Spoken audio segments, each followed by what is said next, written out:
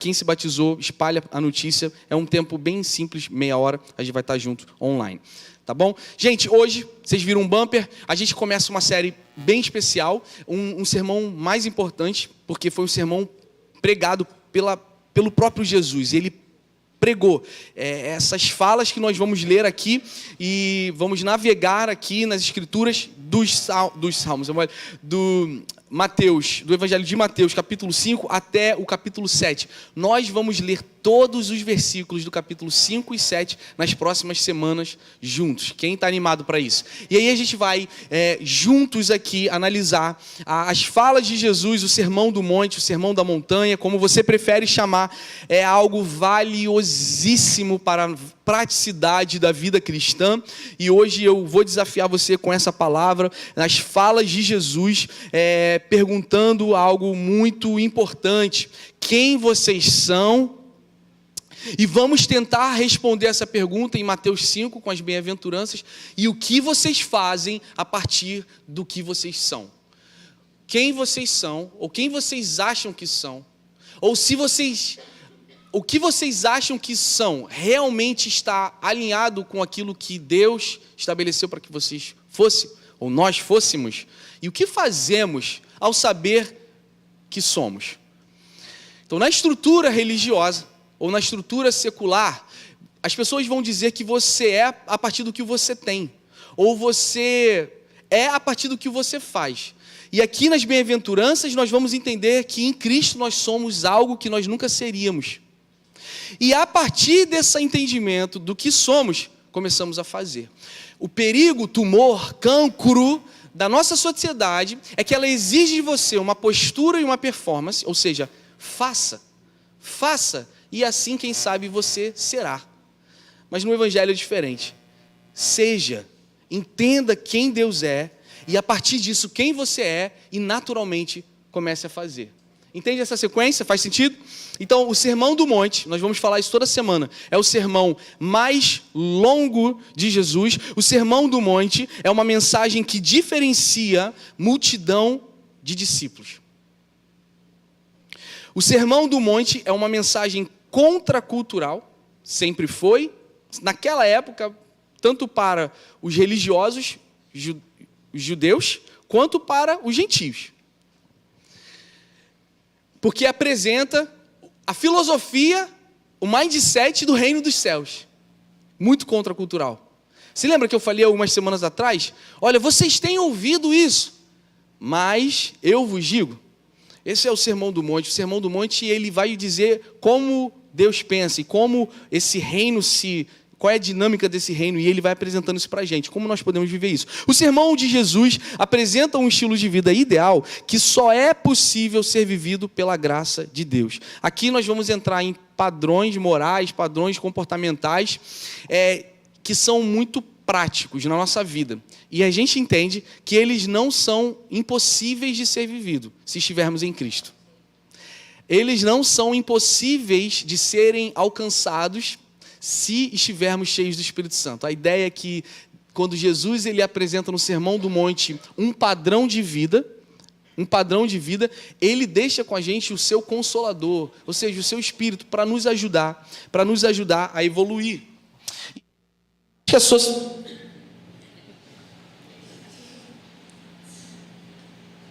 Glória a Deus. Vamos lá, aleluia, som. Eu estava fazendo uma conversa com um casal da trilha, e eles perguntando: pastor, mas o que você pensa em guerra espiritual? Isso aqui é guerra espiritual. Está aí a resposta, irmãos. Vocês estão aqui, vocês já sabem. Tá bom? Mas o mundo e a sociedade, ela vai sempre chamar, isso é modismo, sempre foi, na verdade, a evolução espiritual. E toda a evolução espiritual, a partir do antrocentrismo, falei errado, mas pode continuar que vocês já entenderam, que é a própria antropocentrismo, que é a própria força do homem em evoluir, ela tem um teto. O que Mateus 5 vai revelar é que em Cristo, nós podemos viver esses padrões apresentados por Jesus. Ou seja, a gente não vai estar aqui colocando alguns pilares e padrões impossíveis de serem vividos. Impossíveis, sim, se não estivermos em Cristo. possíveis se estivermos em Cristo. Então, aqui o contexto, Jesus estava com uma multidão, muita gente, pessoal, muita gente. O ministério de Jesus já estava popularizado, muitas pessoas seguindo, tanto é que já tinha uma grande audiência. Então, o monte é uma possibilidade, é uma facilitação da acústica, né? Ele se projeta a sua voz para conversar com uma multidão. Então, o sermão do monte é justamente porque ele vai se locomover para um lugar mais alto para que uma multidão consiga ouvir. Porém, o que é importante entender? Jesus está falando com uma multidão, sim ou não? Mas aqui ele vai começar a diferenciar. Eu quero conversar com quem não quer apenas ser multidão, eu quero conversar com quem quer ser meu discípulo. E a diferença é que na igreja, e isso sempre aconteceu, isso sempre vai acontecer, nós temos a multidão, e a multidão é aquele que quer comer o pão, é aquele que quer a cura, é aquele que quer receber os benefícios de ter o Senhor perto, mas o discípulo é aquele que já recebeu a revelação de quem o mestre é, e ele só quer se tornar semelhante a esse mestre. A diferença do discípulo para a multidão é que o discípulo outrora foi uma multidão, mas ele se apaixonou pela revelação do Evangelho, e hoje ele está vivendo conforme esses padrões que Jesus vai falar aqui. Então vamos iniciar, e eu oro, ao ler aqui Mateus 5, nós vamos ler Mateus 5, então nas próximas semanas nós vamos ler todos os versículos de Mateus 5 até o capítulo 7, eu oro, para que no final dessa série, gente, vocês não se contentem em ser uma multidão que tem uma definição sobre Deus, mas que no coração de vocês haja um desejo de ser discípulo de Jesus, ser chamado de amigo de Jesus. Não vos chamo mais de servos, mas de amigos. Irmãos, que no coração de cada um de nós, esse é o papel da gente aqui, você que está online com a gente também, que você não se contente em ser igreja apenas pelo YouTube, pelas redes sociais, né? Nós temos muito conteúdo bom nas redes sociais, mas o GC oferece o que um vídeo, uma palestra no YouTube não pode oferecer. Um culto doméstico aqui, quando nós levantamos nossas vozes juntos ao Senhor, oferece algo que uma palestra no YouTube não pode oferecer, que é o final dessa série do Sermão do Monte. Quem é discípulo, ajude multidão a se tornar discípulo, e quem é multidão, queira ser chamado pelo mestre de discípulo. Essa é a diferença. Jesus diferencia isso dessa forma. Jesus, vendo a multidão, subiu ao monte, assentando-se, aproximaram-se dele os seus discípulos, e abrindo sua boca, os ensinava, dizendo: bem-aventurado os pobres de espírito, porque deles é o reino dos céus. Eu vou fazer o seguinte, isso é uma prática até muito espiritual, muito importante, litúrgica. Daí, congregação, lê a palavra de Deus juntos. Será que vocês podem fazer isso? Diferente da manhã, eu não vou ler tudo, eu vou ler cada frase da bem-aventurança e a gente vai ler junto. Então vamos lá, a primeira frase é: bem-aventurado os que Vamos lá, gente, vocês não ouviram, né? Tá tudo bem? É porque também tá difícil de ler, né? Tá não. Vamos lá, a primeira frase de bem-aventurança é: bem-aventurado os pobres de espírito, porque deles é o reino dos céus. Amém? Bem, pobres de espírito fala não sobre um poder aquisitivo, ou ausência de um poder aquisitivo, não é uma pessoa pobre financeiramente. O pobre de espírito é simplesmente, e eu acho muito interessante, o Sermão do Monte é a introdução de como o reino dos céus se mobiliza. Para entrar nessa dinâmica do reino, precisamos ser pobres de espírito. Então, o cara mais rico aqui desse auditório precisa ser um pobre de espírito. Isso não vai impactar a sua vida financeira, mas todos nós, para estarmos no Senhor, precisamos ser pobres de espírito. Pobres de espírito é o reconhecimento da nossa miserabilidade espiritual, é só isso. O pobre de espírito é aquele que entende que não consegue ser se não for por Cristo. O pobre de espírito, seja rico ou seja pobre, porque a queda, o pecado, atinge ricos e pobres. Não tem etnia preferida, não tem poder aquisitivo preferido. Todos foram atingidos pelo pecado. Todos.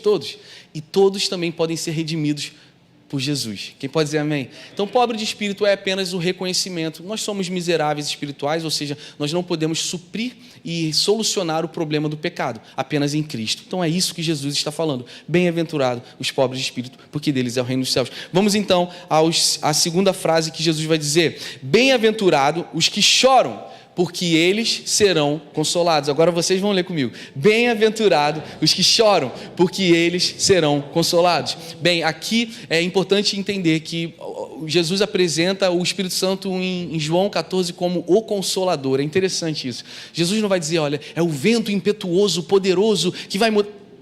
Ele chama o Espírito Santo de Consolador, porque também em João 17 ele vai dizer, eu peço, Pai, que você não livre eles do mal. Eu peço que você não livre eles do mundo, mas que não tire-os do mundo, mas que livre-os do mal. Jesus apresenta o Espírito Santo como Consolador, porque sabia que nessa fase nós precisaríamos do consolo do Espírito Santo. Agora, é importante que nós entendamos o que é bem-aventurado. Bem-aventurado é alguém que é mais que feliz. Bem-aventurado só é possível no Senhor. É alguém pleno no Senhor. Então é essa oração, nossa oração, que nas próximas 4, 5 semanas que nós vamos estar no Sermão da Montanha, nós nos tornemos bem-aventurados, plenos na nossa alma, nas nossas emoções, naquilo que somos a partir de Cristo. Ser consolado é o papel da igreja, consolar quem está chorando. Mas é importante que nós entendamos aqui, que aqui tem uma ramificação na glorificação. Ou seja, quinta-feira eu fiz uma visita a um irmão que estava num leito de hospital. Infelizmente ele teve que amputar um pé. Talvez ele tenha que amputar ainda a perna. Nesse leito tinham outras pessoas na mesma condição. Uns que já tinham perdido uma perna. E é um ambiente muito ruim. Então nós vamos ali consolar. Esse é o papel da igreja. Nós consolamos. Mas aqui é importante que nós entendamos que é além de um consolo que nós podemos fazer. É o consolo de que eu vi o novo céu e a nova terra. E ali não haverá lágrimas e ali não haverá dor. E esse consolo, irmãos, dessa bem-aventurança, não é esse consolo horizontal que nós podemos fazer, que é bênção. Esse é um consolo que só aqueles que estão em Jesus irá receber. É diferente. Faz sentido? Vamos então à terceira sentença de Jesus da bem-aventurança, os mansos. Vamos lá.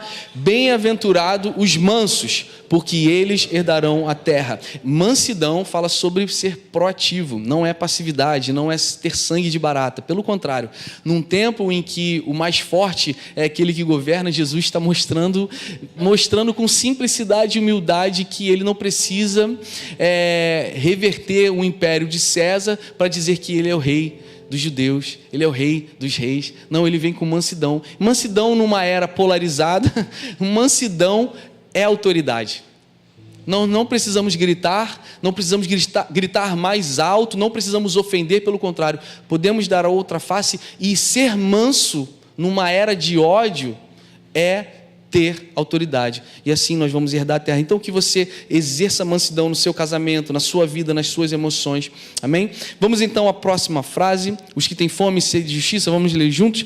Bem-aventurado os que têm fome e sede de justiça, porque eles serão fartos, eles serão saciados. Irmãos e irmãs, pessoal, ser igreja é ter empatia e sentir a dor do oprimido, sentir a dor daqueles que estão sofrendo, sentir a dor daqueles que estão chorando, sentir a dor daqueles que estão sofrendo desigualdade social.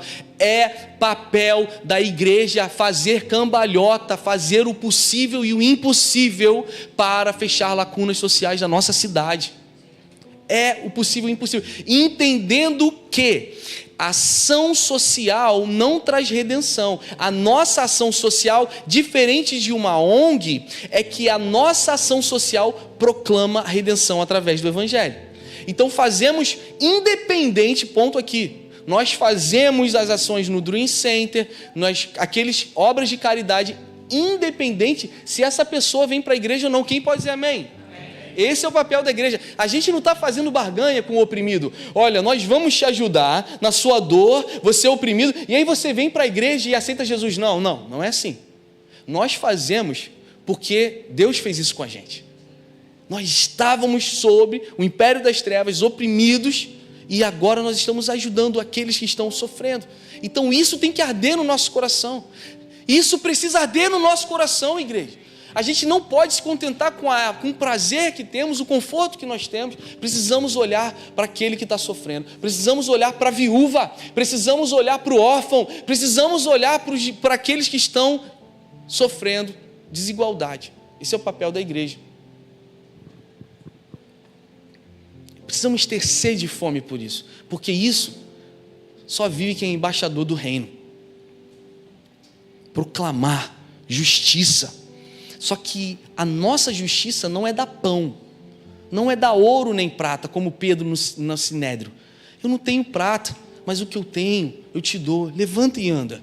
Nós entendemos que a nossa maior comunicação de justiça para essa sociedade não é dar uma cesta básica, embora precisemos fazer isso, mas é que na cesta básica apresentemos o rei que redime o pobre e o rico do pecado.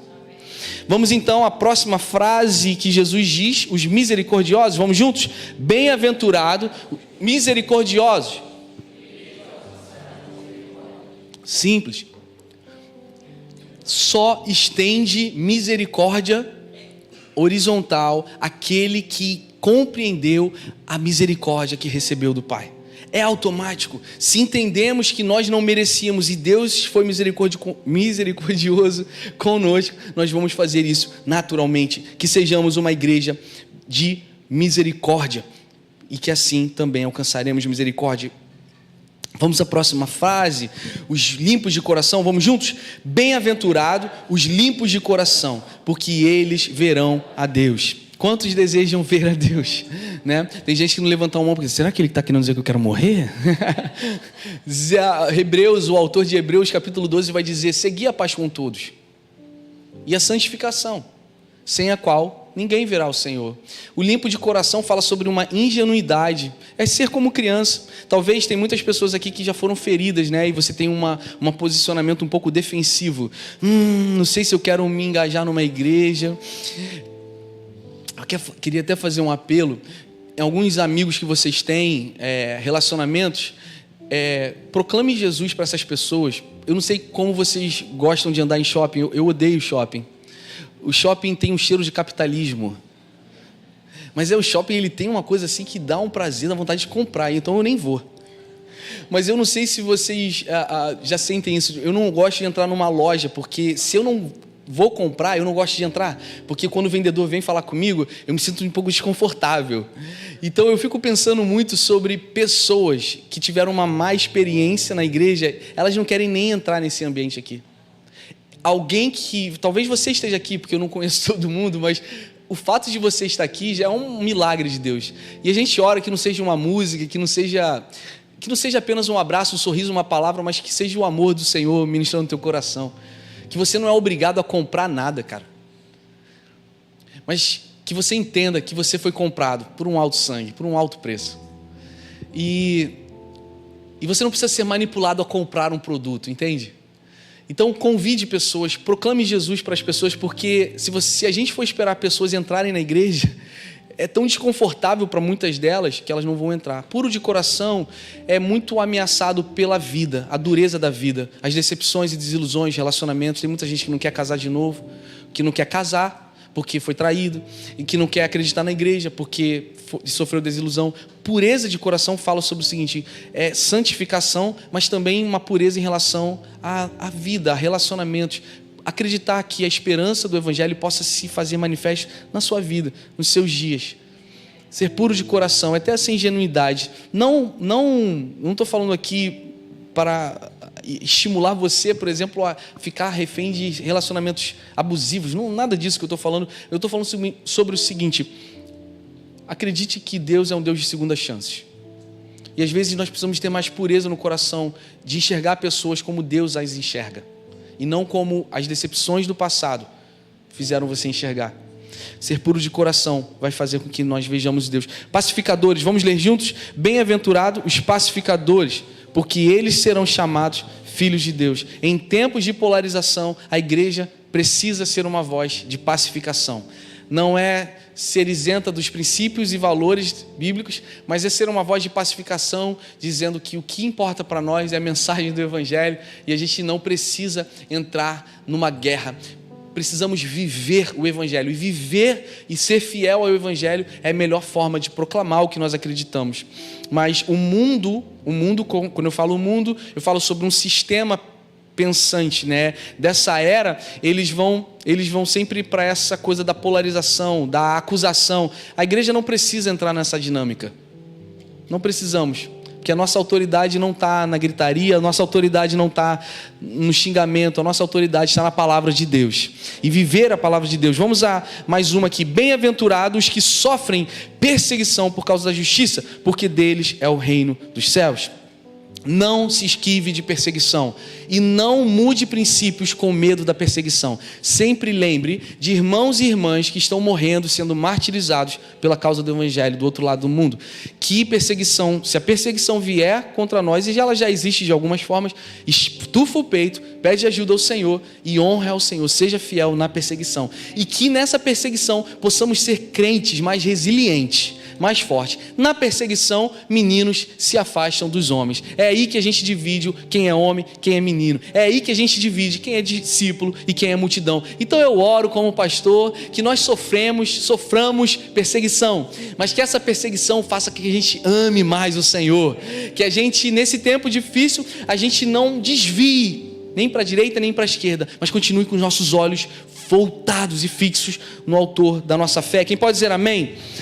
Bem-aventurados sois vós quando vos injuriarem, perseguirem e mentindo disserem todo mal contra vós por minha causa. Exultai e alegrai-vos, porque grande é o vosso galardão nos céus, porque assim perseguiram os profetas que foram antes de vós. Os bem-aventurados receberão um galardão. Aqui nós terminamos a primeira sessão de Mateus 5, do Sermão do Monte, falando muito sobre quem nós somos. Em Cristo somos bem-aventurados. Em Cristo podemos ser bem-aventurados. Essa é a nossa oração. Podemos ser mansos, podemos ser pacificadores, podemos ser humildes de espírito. Essa é a apresentação do Sermão do Monte. Jesus inicia uma introdução. Se você quer entender o reino dos céus, entenda o que você precisa ser. Aqui fala sobre ser, aqui fala sobre identidade. Lloyd Jones, ele tem uma frase que diz: a humanidade age sob a ótica do poder e força. Quanto mais poderoso e dominador, melhor. Jesus inverte isso. Jesus vai falar: seja pacificador, seja manso. Isso é maravilhoso, porque a autoridade não está na nossa força. A autoridade não está no nosso rótulo, no nosso dinheiro. A autoridade está na nossa confiança em Cristo Jesus.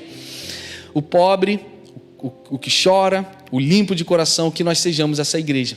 E agora eu vou para uma segunda sessão. A segunda sessão é sobre fazer. Repete comigo: fazer. Uma vez que entendemos quem somos, podemos entender o que fazer. Então Jesus diz, e agora também eu quero convidar você a ler comigo, capítulo 5, versículo 13, vamos lá. Vocês são o sal da terra. Ora, se o sal vier a ser insípido, como lhe restaurar o sabor?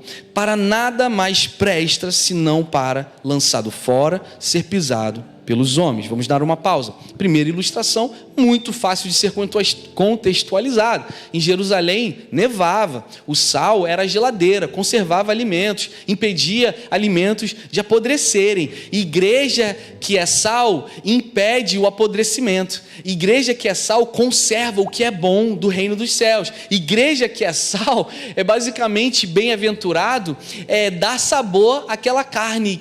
Irmão, quem gosta de frango grelhado? Eu amo. A Sabrina não entende isso. Mas um frango grelhado com uma páprica picante, sim? Um limãozinho, quem gosta? Não, limão pepper, no frango grelhado, já não dá um sabor, né? Bem-aventurado, o americano, vocês o americano, já contei essa experiência aqui, que o americano, né, ele fala assim: Samuel, vamos fazer um barbecue, e aí foi minha primeira experiência, foi em Kansas City, né, e eu fui em Kansas lá, e eu estava na IHOP, e aí chegou, não, cara, muito animado, amor, vou comer um barbecue, eu estava lá 4 meses já, meu Deus, um barbecue, né, um churrasco, chegou de verdade, ele abriu o grill, de verdade, também a gente era pobre, todo mundo muito pobre, mas mesmo assim, o grill aberto, hambúrguer, pepinos, tomates, pimentões e aquele verdezinho, celery, né? Vagem, né? Tipo isso. Era isso, barbecue. Sem graça.